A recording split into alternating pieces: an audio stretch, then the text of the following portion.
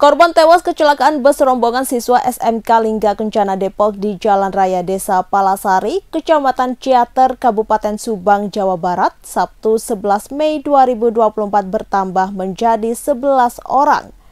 Kasih Humas Polres Subang AKP Yusman menjelaskan, awalnya bus bernopol AD7524OG melaju dari arah Bandung menuju Subang, Jawa Barat sekitar pukul 18.45 waktu Indonesia Barat. Ketika melewati jalan menurun, bus tiba-tiba oleng ke kanan hingga menyeberangi jalur berlawanan sampai menabrak mobil Veroza bernopol D1455VCD. Setelah menabrak Veroza, bus terguling. Posisi ban kiri berada di atas, lalu bus tergelincir hingga menghantam 3 sepeda motor yang terparkir di bahu jalan. Penumpang bus berserakan di jalan. Kecelakaan ini mengakibatkan 11 orang tewas yang terdiri dari 9 siswa, 1 guru, dan 1 warga lokal. Untuk korban meninggal dunia dibawa ke RSUD Ciereng, Kabupaten Subang. Kadinkes Kabupaten Subang Maksi mengatakan untuk korban luka berat ada 27 orang, luka sedang ada kurang lebih 13 orang. Perpisahan di Kota Bandung ataupun di Palembang ya, Tribunus. Dan di mana peristiwa ini terjadi di jalan Lembah Sarimas, tepatnya di depan gerbang Sariater, gerbang 2.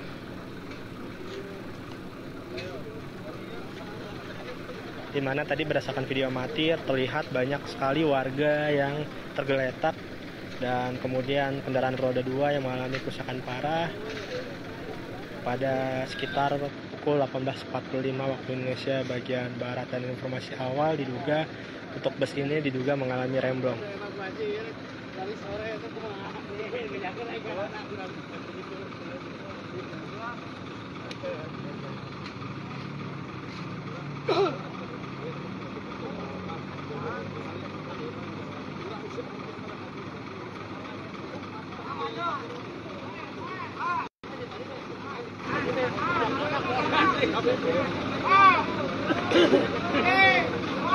Awas sabar di sini ya, awas sabar.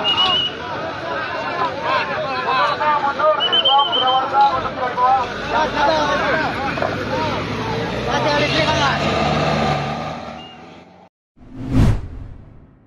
Bos rokok Tajimas Denny Widianarko resmi mendaftarkan diri sebagai bakal calon Bupati Kediri untuk Pilkada 2024 ke Partai Demokrat Kabupaten Kediri, Sabtu 11 Mei 2024.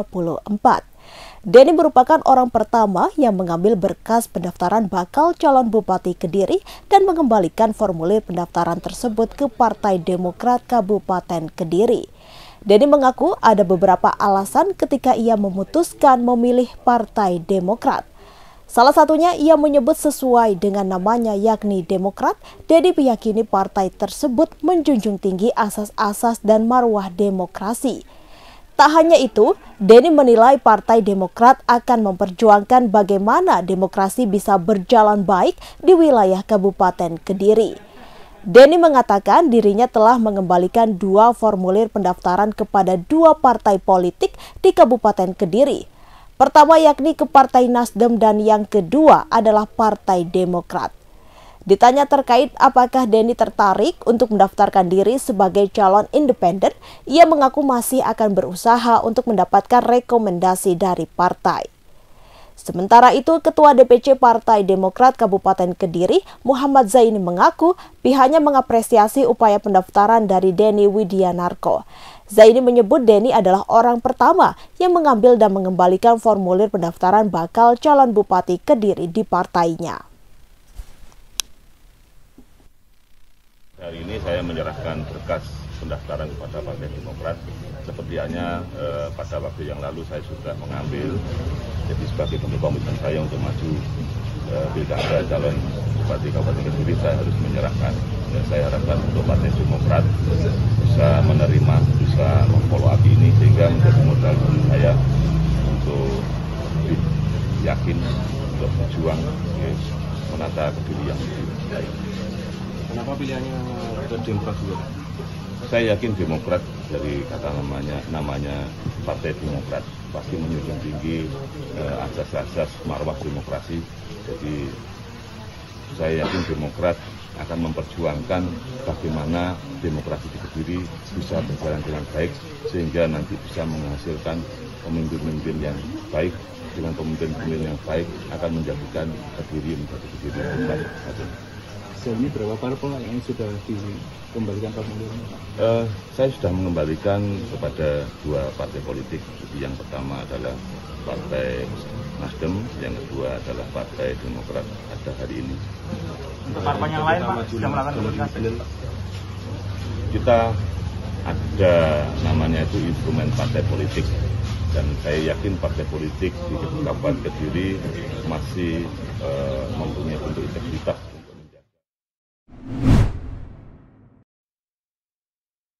SMK Lingga Kencana Depok di Ciater, Subang, Jawa Barat yang mengalami kecelakaan pada Sabtu 11 Mei 2024 rusak parah, yakni bodi kanan bus baret dan penyok. Kemudian beberapa bagiannya ada yang copot dan atap bus penyok ke bawah. Selain itu, seluruh kaca di bagian kanan bus pecah dan kursi rusak. Adapun kondisi tersebut berbeda dengan bodi bagian kiri bus yang masih terlihat mulus. Menurut Kepala Dinas Perhubungan Subang, Asep Setia Permana mengatakan kondisi bus tersebut sebenarnya tak layak pakai. Berdasarkan pemeriksaan sementara, bus tersebut sudah tua, yakni beroperasi sejak 2006. Bahkan, Direktorat Jenderal Perhubungan Darat Kementerian Perhubungan menyebut status lulus uji bus sudah kadaluarsa sejak Desember 2023. Selain itu, bus rupanya tak memiliki izin angkutan. Bahkan, sebelum kecelakaan, bus Transputra Fajar tersebut sempat mengalami permasalahan pada mesin. Meski demikian, Kepala Bagian Hukum dan Humas Ditjen Perhubungan Darat Asnal belum mengetahui pasti penyebab kecelakaan tersebut. Terkini, Ditjen Hubdat tengah berkoordinasi dengan pihak kepolisian untuk terus melakukan investigasi mendalam mengenai kecelakaan tersebut.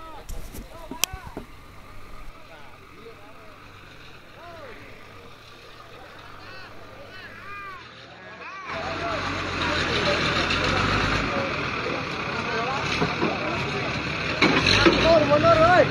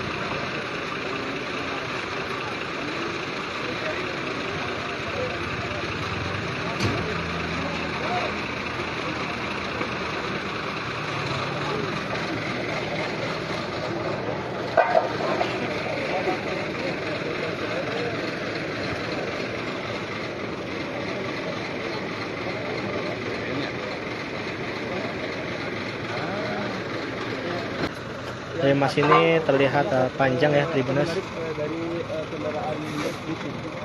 di mana sudah 2,5 jam. Tadi juga antrian dalam perjalanan kami terlihat sudah padat. Kendaraan roda 4, roda 2 pun tidak diizinkan untuk melintas, baik dari arah Bandung menuju Subang ataupun dari Subang menuju Bandung ya Tribuners.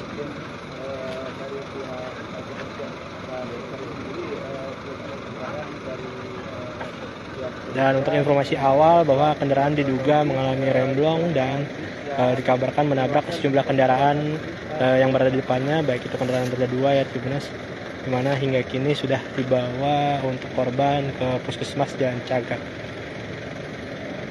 Adapun untuk ini belum ada keterangan resmi dari pihak kepolisian terkait kecelakaan ini, berapa banyak jumlah korban dan siapa yang menjadi korban, apakah pelajar ataupun guru ya Tribuners.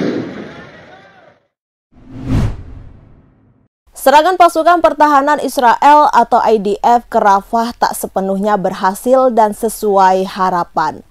Kondisi tersebut membuat tentara Israel frustasi hingga kebingungan di tengah medan perang. Bahkan, tentara IDF hendak kembali ke Jabalia dan mengebom kamp pengungsian yang berada di wilayah tersebut. Dikutip dari Tribunnews.com, IDF kembali mengeluarkan perintah evakuasi lanjutan terhadap warga sipil Palestina di Rafah, Gaza Selatan, dan kota Jabalia, Gaza Utara. Adapun perintah itu baru dikeluarkan pada Sabtu 11 Mei pagi. Dalam pernyataannya, IDF akan mengerahkan kekuatan besar kedua wilayah yang mendapat perintah evakuasi lanjutan. Khusus untuk Jabalia, Gaza Utara, manuver IDF menandai kembalinya pasukan Israel ke wilayah tersebut. Perlu diingat, IDF mendeklarasikan pasukannya sudah menetralkan Jabalia dari unsur-unsur militer Hamas. Saat itu, IDF menyatakan sudah membongkar kerangka tempur Brigade Al-Qassam. Lalu IDF menarik diri dari rumah sakit Al-Shifa dengan meninggalkan jejak kekejaman berupa sejumlah kuburan massal berisi ratusan jenazah warga Palestina di sana. Kini, tentara Zionis mengklaim upaya mereka menduduki kembali kota Jabalia disebabkan oleh upaya Hamas untuk memulihkan kemampuannya di sana.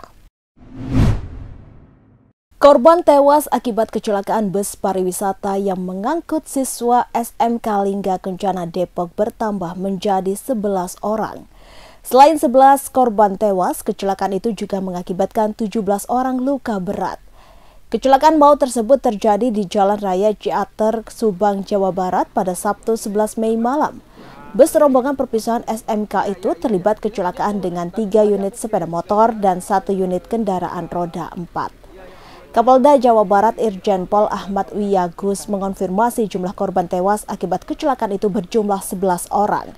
Terlihat jenazah para korban kecelakaan berjajar di lantai seusai dievakuasi. Pada Minggu 12 Mei, puluhan ambulans bersiaga mengantri di depan RSUD Subang. Keluarga korban juga terlihat sedang menunggu di depan kamar jenazah. Belasan korban yang tewas akibat kecelakaan itu terdiri dari 5 perempuan dan 6 laki-laki. Dari 11 korban yang tewas, 9 diantaranya merupakan siswa SMK Lingga Kencana Depok. 1 orang merupakan seorang guru dan 1 korban lainnya adalah warga lokal Subang pengendara sepeda motor. Berikut merupakan identitas korban tewas akibat kecelakaan maut di Subang.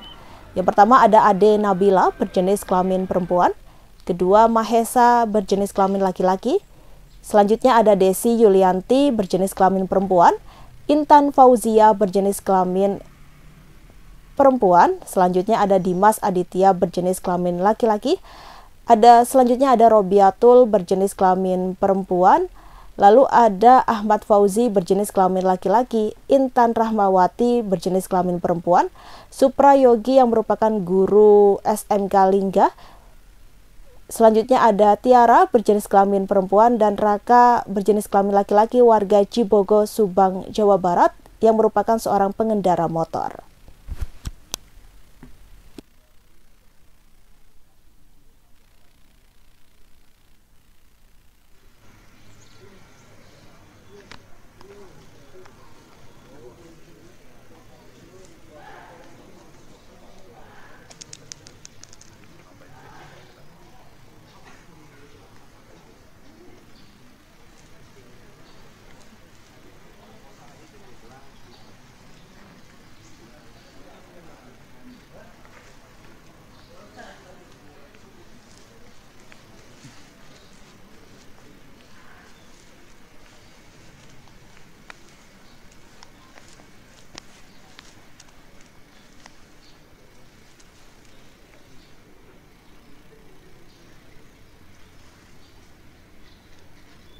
Download Tribun X sekarang, menghadirkan lokal menjadi Indonesia.